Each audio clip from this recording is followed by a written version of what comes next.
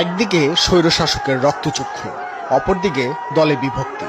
তখনও শুকোয়নি বঙ্গবন্ধুর রক্তের দাগ।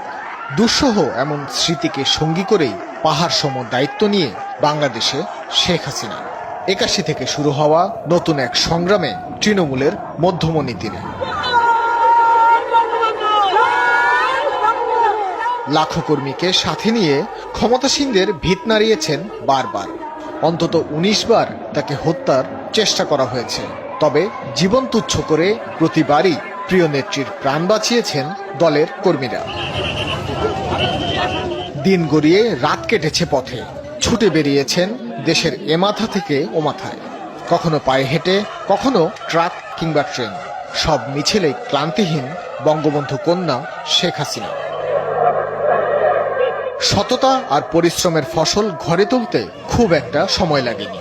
প্রজ্ঞা আর আপসীনতায় অল্প সময়েই অসাম্প্রদায়িক রাজনীতির কেন্দ্রে স্থায়ী আসন হয় শেখ হাসিনার।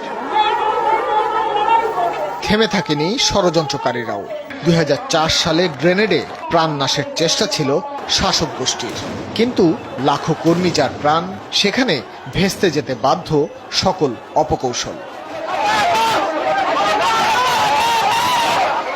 ১/১১ সেনা সমর্থিত সরকার যখন কারা অন্তরীণ করে শেখ হাসিনাকে, তখন কর্মীরাই জীবন বাজি রেখে মুক্ত করে আনেন প্রিয় আপাকে।